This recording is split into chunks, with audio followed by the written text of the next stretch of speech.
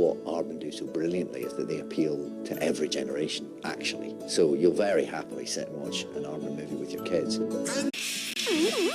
I remember it very vividly as a child, but I would have had no concept of the fact that this was the start of a kind of bold new era in British animation. I just really enjoyed it, thought it was funny. It was the bit in Take Heart that you always looked forward to. Sorry, Tony. I think we're about to go up in the world, lad. It's not an obvious pitch, is it? Old bloke and a dog do stuff. A dog, and a funny-looking dog to boot, and this kind of suburban man. You think, oh, his life must be dull, but what Aardman do with him? He'd take him to the moon. Wallace and Gromit have got to be up there with Eric and Ernie. They're in love with each other. They need each other, and they both are just so irritated with each other. That's perfect. Sorry, Gromit. That was a bit thick. The very kind of mundanity of Wallace and Gromit's existence. Porridge today, Gromit. Tuesday. Set against the extraordinary kind of Thunderbirds lifestyle that they lead. So an example would be if Wallace was to just roll his fingers like that. First of all, you'd have to take the little finger and move it just a little bit, and then take a picture of it. You might need to move it just a little bit more if it wasn't quite right. Then you would have to take the next finger and put it into the position so it was just right, and then it might need an adjustment. And then you take another picture of that. To be an Aardman animator, I would think you'd have to be slightly bonkers, in terms of obsessiveness. They are shy performers. That's a very special category. There's a kind of oddness to them all, which I heartily approve of. And then you'd probably have to move them both just a little bit. You have to be passionate about it. You have to be obsessed by it. Half of your life on your knees, moving, moving a little hand from there to there. You have to be able to go, and then back up, click, back up. You have to make that noise, too.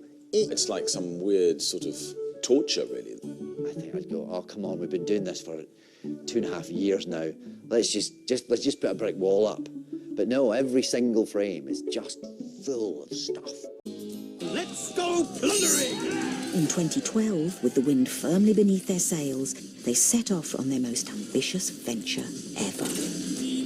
Everything I was watching was CG, and suddenly I saw pirates.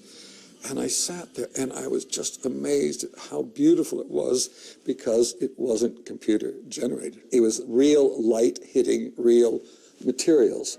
And welcome to the 59th Annual Pirate of the Year Awards. Initially, with Pirates, we thought we'd have to do it, the whole thing CGI, because, the numbers of the characters and the water and so on. But in order for us to understand what it was going to look like, we built the cabin set, and it was so beautiful. As soon as we saw this set, we thought, oh, let's just do it like this. I'm the pirate captain, and I'm here for your gold. Gold? This is a plague boat, old man. I'd give my right arm for some gold. There, or my left. It was based on some children's books, and the books themselves are very, very funny. Brilliant, anarchic. The script's quite peculiar when you first read it. You think, so this is Charles Darwin, but obviously he's not Charles Darwin, and he's also in love with the Queen, who is trying to murder a dodo and is also a sort of ninja. I noticed, did he on? In all honesty, I really do like the silliness of it. I really do. I'm a big fan of stupidity. Oh, I had to do some acting, which I try to avoid in life, but I really had to give a performance. And I thought, if I'm going to do that, at least no one can see my face. Ah, by nephew, where's that ship? I sounded rather marvellous, with a sort of big, beardy voice. Mind out, Captain coming through. Thank you very much. Thank you. My only slight regret is that no one believes it's me, least of all my children. They say, that's not Daddy. That sequence where the bathtub was down the stairs, how you think that sequence up in the first place, and then how you start to break that down and to physicalise it, I can't conceive of how long. It's just delightful. Sweet Neptune on a bike. I love Mr. Bobo. There's a bit where they're up to their dastardly plan. He holds up a card saying, "But." Again, very silly and brilliant. My favourite joke in the whole film, it made me laugh every time we had to record it, is the bit about the sea monster on the map, when the pirate captain said, "We can't go that way." There's this dirty great sea monster in the way. I think they just add those onto maps for decoration, Captain. And then, of course, what's even more delicious is that right at the end of the film, it gets paid off. You see? I told you. Just added on for decoration, my foot. When something's as good as their films are, of course you want to be involved in that. You know, it's not.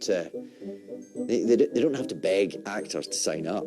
Actors are begging them. So very wise, Captain. I wanted to be part of that process. Not even, actually, no, that's a lie. Not the process. I didn't think I want to be in I just thought I want to be in an Aardman film. You can't just say "R" at the end of a sentence and think that makes everything all right. Directing the actors is a huge pleasure and a privilege, but I have to admit that we are such control freaks in animation. Actors do end up doing a lot of takes, and sometimes it's frankly embarrassing. On take 72 of Avast, I did slightly feel like running my cutlass through Peter Lord occasionally. You think, how many more ways do you want me to say "Captain"? You know, there aren't any more ways to say it. And it turns out there were more ways. Captain! Captain! Because I didn't. Captain! I apologise to any actors that have been driven mad in the process. Sweet Neptune's briny pants. Really, what they've done is made everyone happy. And that is surely the only legacy anyone who works in that world could really wish for.